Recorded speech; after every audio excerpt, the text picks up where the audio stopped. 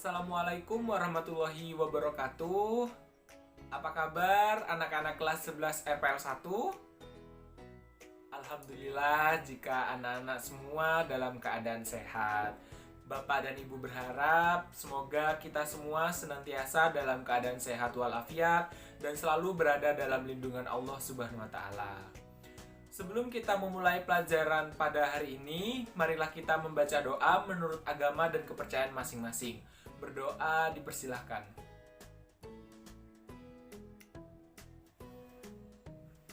Amin, amin ya robbal alamin.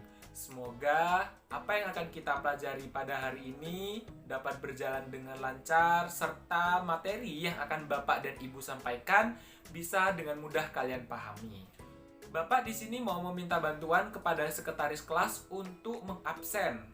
Apakah ada temannya yang tidak hadir pada kelas hari ini?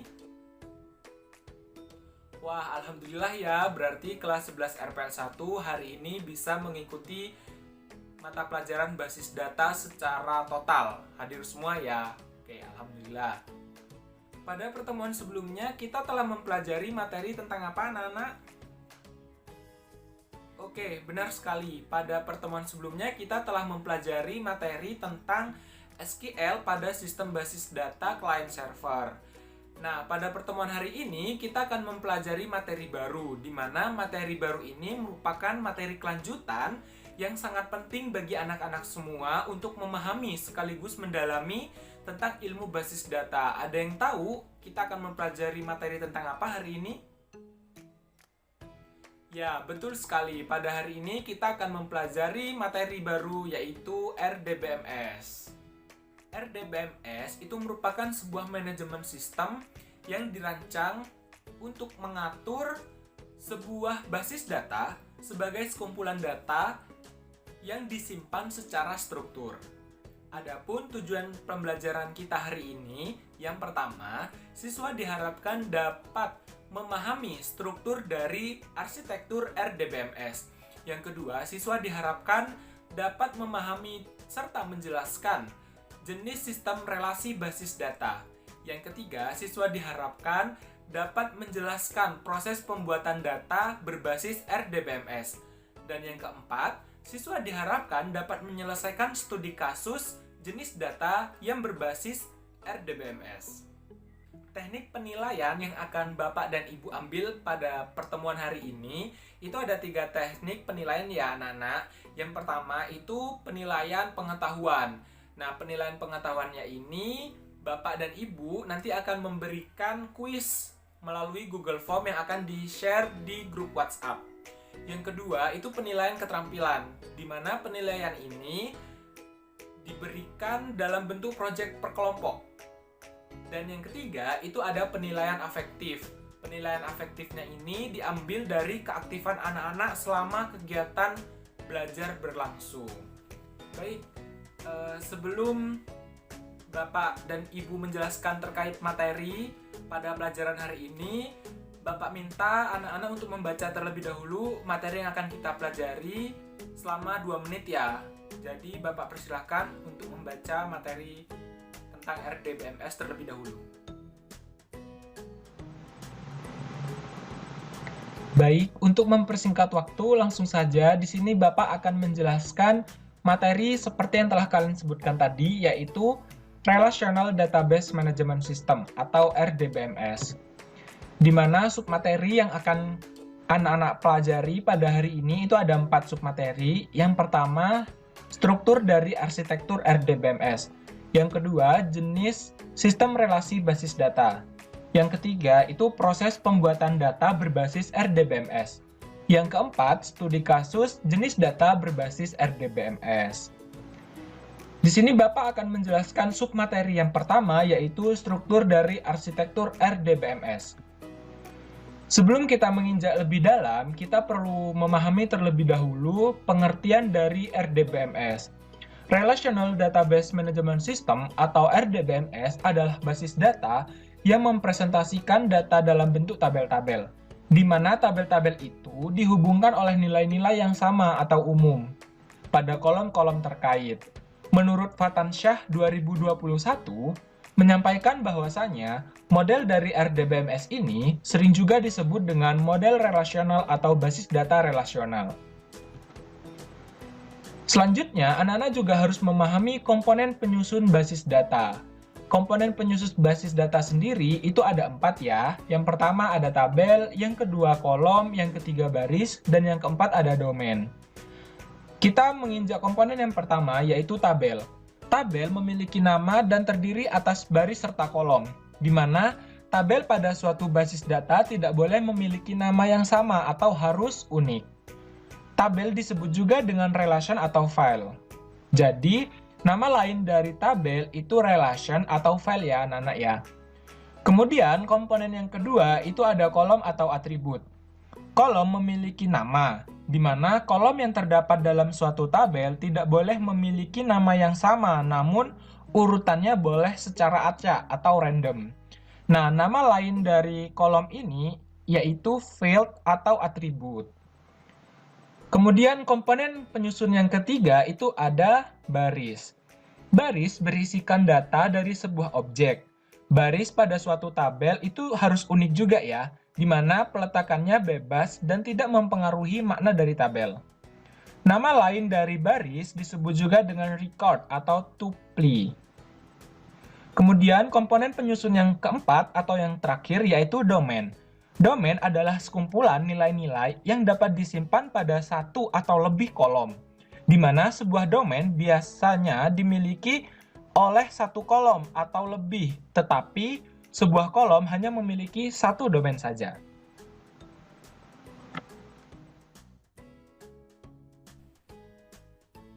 Oke, sebelum Bapak lanjut ke materi selanjutnya, apakah ada yang ingin ditanyakan anak-anak? Baik, jika tidak ada, maka Bapak akan melanjutkan penjelasan terkait materi selanjutnya ya. Baik, selanjutnya di sini Bapak akan menjelaskan tentang arsitektur RDBMS. Arsitektur RDBMS ini memiliki banyak karakteristik yang membedakan dari model penyimpanan data lainnya, di mana perbedaan yang paling penting itu terletak pada pemisahan segi fisik dari segi logika suatu data. Pada RDBMS sendiri, seluruh data secara logika tersimpan dalam tabel-tabel yang merupakan kumpulan dari baris dan kolom. Dalam RDBMS ini terdapat sebuah istilah yaitu relation key. Istilah tersebut adalah identifikasi satu dari sekelompok kolom yang nilainya dapat membedakan secara unik tupel-tupel tersebut. Terdapat 5 jenis relation key, diantaranya yang pertama ada super key. Super key adalah satu atau kelompok kolom yang nilainya secara unik membedakan tupel-tupel pada suatu tabel. Yang kedua, itu ada candidate key. Candidate key adalah super key di mana tidak ada satupun himpunan bagian dari super key menjadi super key lagi. Candidate key sendiri itu terdiri dari 2 kolom atau lebih sehingga disebut sebagai composite key. Selanjutnya, jenis relation key yang ketiga itu ada alternative key. Alternative key sendiri adalah candidate key yang tidak dijadikan sebagai primary key. Selanjutnya, jenis yang keempat itu ada primary key. Primary key adalah salah satu dari candidate key yang dipilih di antara candidate key lainnya untuk membedakan tupel-tupel secara unik dalam tabel. Jika dalam satu tabel hanya terdapat satu candidate key, maka key tersebut dapat dijadikan sebagai primary key. Namun sebaliknya ya anak-anak, jika terdapat lebih dari satu candidate key, maka harus dipilih salah satu dari kandidat tersebut, sehingga dapat dijadikan primary key setelah kita menemukan kandidat mana yang memang unik dari kandidat-kandidat yang ada, seperti itu. Kemudian jenis yang terakhir itu ada foreign key. Foreign key adalah salah satu kolom yang nilainya sama atau terkait dengan kandidat key pada tabel lain atau pada tabel yang sama. Misalnya nih, pada tabel buku ada kolom kode buku yang terhubung dengan tabel judul. Maka kode buku tersebut adalah foreign key. Kolom-kolom tersebut saling terkait dan sangat penting dalam operasi join. Kemudian, faktor penting lainnya dari arsitektur RDBMS adalah integrity constraints, di mana integrity constraints ini merupakan bagian dari domain yang membatasi dan mengatur nilai sehingga dapat disimpan. Maka proses tersebut dinamakan domain constraint. Nah, ada 4 jenis constraint atau batasan lain yang menjaga integritas data yang disimpan pada basis data. Di antaranya yang pertama ada null. Null ini adalah nilai pada suatu kolom atau tuple yang mana masih belum diketahui atau unknown. Hal ini bisa berarti nilai tersebut tidak dapat diterapkan pada kolom yang akan digunakan. Namun, null ini tidak sama dengan nilai numerik 0 atau string. Seperti itu ya anak-anak ya. Kemudian jenis constraints yang kedua itu ada entity integrity. Di mana entity integrity adalah batasan atau aturan yang menyatakan bahwa kolom-kolom primary key tidak boleh menyimpan null tadi. Kemudian yang ketiga itu ada referential integrity. Referential integrity adalah batasan yang menyatakan jika suatu tabel memiliki kolom foreign key, maka nilai pada foreign key tersebut harus sesuai dengan nilai kolom kandidat key, dan jika tidak demikian maka foreign key dapat dituliskan menjadi null. Kemudian yang terakhir itu ada general integrity atau general constraints. Nah, di mana general integrity atau general constraints ini adalah batasan atau aturan tambahan yang ditetapkan oleh pemakai atau user atau admin lah yang lebih kita paham sesuai aturan atau batasan yang ada pada suatu organisasi, seperti peminjaman buku tidak diizinkan jika stok buku hanya 1. Kemudian contoh selanjutnya itu ada jika anggota masih memiliki buku yang belum dikembalikan, maka tidak diperbolehkan untuk meminjam kembali. Seperti itu. Kemudian, di sini Bapak akan menjelaskan submateri yang kedua, itu ada jenis sistem relasi basis data. Di mana menurut Fatansyah 2012, kardinalitas relasi ini menunjukkan jumlah maksimum entitas yang dapat berelasi dengan entitas pada himpunan-himpunan entitas lainnya. Nah, jenis-jenis kardinalitas relasi ini dibagi menjadi 3 ya anak-anak. Yang pertama ada one-to-one, yang kedua ada one-to-many atau many-to-one, dan yang ketiga ada many-to-many. Di sini Bapak akan menjelaskan jenis relasi yang pertama, yaitu relasi one-to-one, di mana setiap entitas pada himpunan entitas A berhubungan dengan paling banyak entitas pada himpunan entitas B. Dan begitu juga sebaliknya, setiap entitas pada himpunan entitas B berhubungan dengan paling banyak pada satu entitas pada himpunan yang ada di entitas A. Seperti itu. Adapun contoh ya, contoh penerapan relasi tersebut seperti yang ada pada layar ini. Kemudian, Bapak akan menjelaskan relasi yang kedua, yaitu one-to-many atau many-to-one. Di mana one-to-many berarti setiap entitas pada himpunan entitas A berhubungan dengan banyak entitas pada himpunan entitas B. Tetapi tidak sebaliknya, di mana setiap entitas pada himpunan entitas B berhubungan dengan paling banyak dengan satu entitas pada himpunan entitas A. Kemudian jika many-to-one berarti setiap entitas pada himpunan entitas A ini berhubungan dengan paling banyak dengan satu entitas pada himpunan entitas B. Tetapi tidak sebaliknya, di mana setiap entitas pada himpunan entitas B ini berhubungan dengan paling banyak entitas pada himpunan entitas A. Untuk contoh penerapannya seperti yang ada pada bagian bawah materi ya anak-anak ya. Bisa dilihat. Oke, Bapak kembali ke slide sebelumnya. Jika relasi one-to-one ini antar entitas akan dihubungkan oleh sebuah relasi dan bertuliskan 1:1 atau one-to-one. Kemudian jika one-to-many atau many-to-many akan disimbolkan menjadi M/1 atau 1/M. Seperti yang ada pada gambar di bawah materi yang telah Bapak jelaskan tadi ya. Kemudian Bapak akan menjelaskan relasi yang terakhir yaitu many to many atau M2M. Berarti setiap entitas pada himpunan entitas A dapat berhubungan dengan banyak entitas pada himpunan entitas B. Dengan demikian, sebaliknya di mana setiap entitas pada himpunan entitas B dapat berhubungan dengan banyak entitas pada himpunan entitas A. Nah, untuk contoh penerapannya seperti yang ada pada gambar di mana relasi ini disimbolkan dengan M banding M. Seperti itu. Oke, jadi di sini Ibu akan melanjutkan penjelasan dari penyampaian materi dari Bapak Zain tadi. Untuk poin ketiga, di sini ada proses pembuatan data berbasis RDBMS.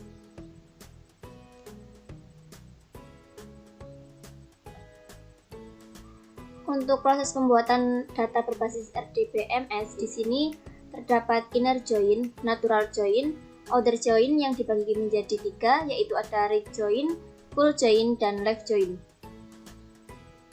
Adapun pengertian dari inner join adalah inner join pada dasarnya adalah menemukan persimpangan intersection antara dua buah tabel. Inner join digunakan untuk menampilkan data dari dua tabel yang berisi data sesuai dengan syarat di belakang on. Tidak boleh nul. Dengan kata lain, semua data dari tabel kiri mendapat pasangan data dari tabel sebelah kanan. Berikut ini sintaks dari inner join. Ada select, violet 1, violet 2, sampai seterusnya, from tabel 1, inner join, tabel 2, on tabel 1, titik kunci utama sama dengan tabel 2, titik kunci asing. Selanjutnya di sini ada outer join.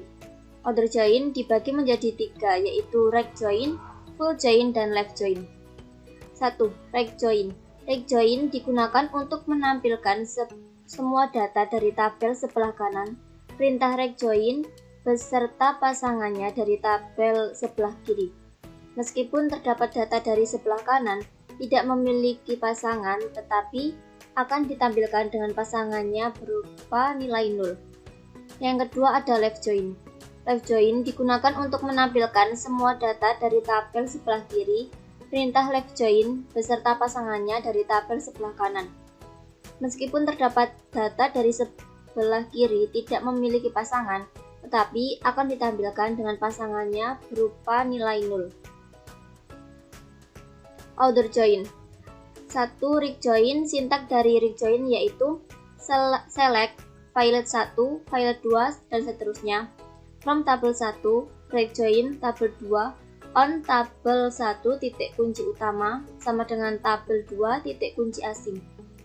Untuk left join, sintak dari left join yaitu select, violet 1, violet 2, dan seterusnya.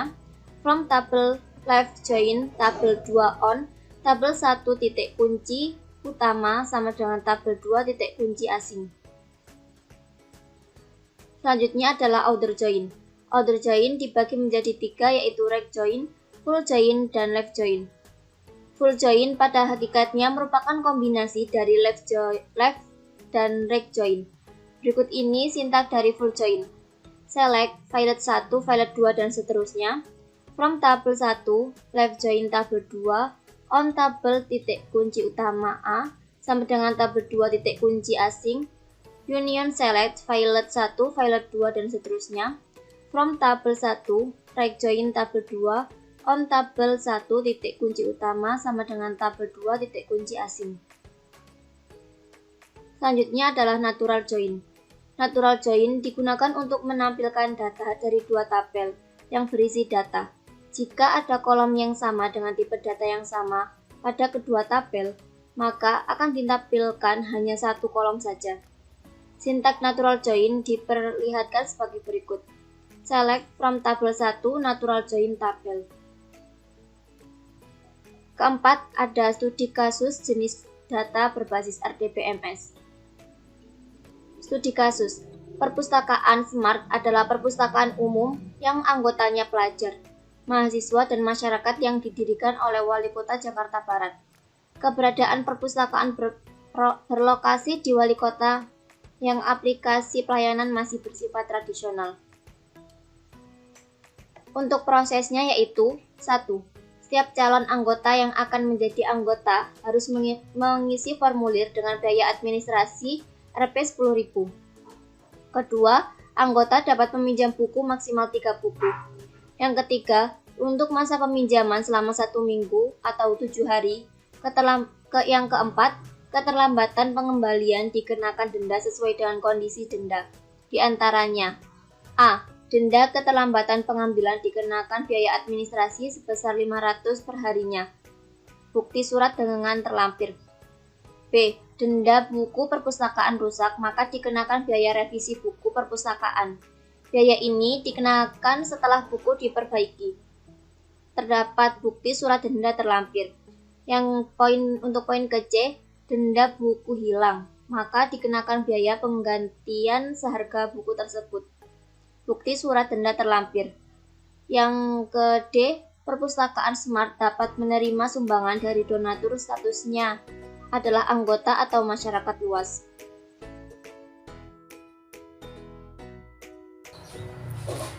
Oh ya anak-anak, di sini silakan anak-anak membentuk kelompok dan Ibu beri waktu 10 menit untuk berdiskusi terkait bagaimana mengevaluasi RDBMS.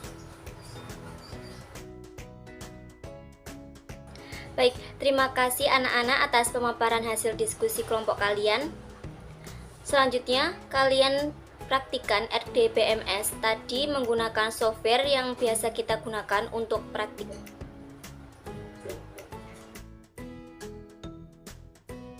Oke, setelah Ibu Junanda tadi menjelaskan terkait materi-materi yang telah kita pelajari pada hari ini, Bapak meminta 2 orang perwakilan untuk menyampaikan kesimpulan terkait pelajaran yang telah kita pelajari pada hari ini. Oke, Bapak persilahkan 2 siswa saja untuk menyampaikan kesimpulan. Bapak persilahkan.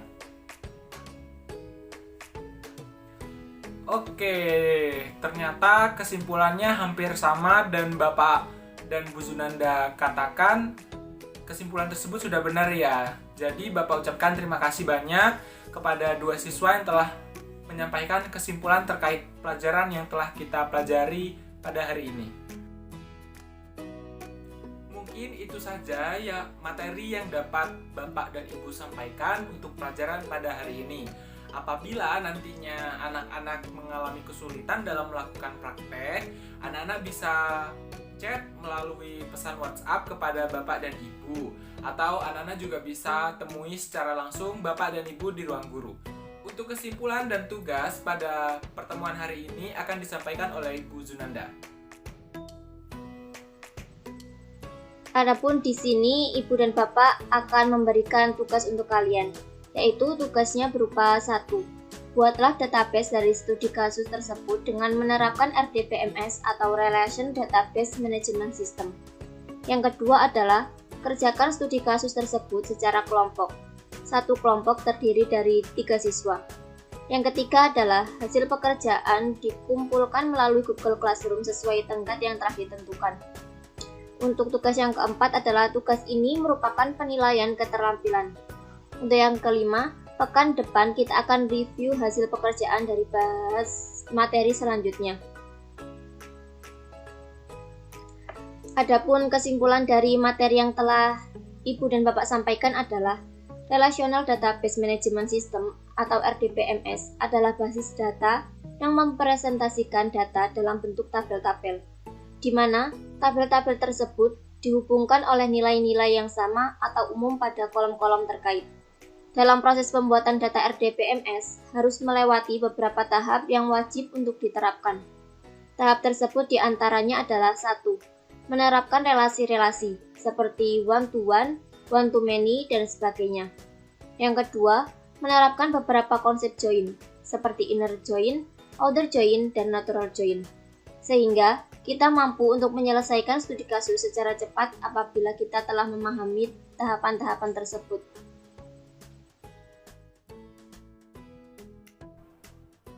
Mungkin itu saja materi yang dapat Bapak dan Ibu sampaikan pada pertemuan hari ini. Sampai jumpa pada pertemuan selanjutnya ya anak-anak. Wassalamualaikum warahmatullahi wabarakatuh.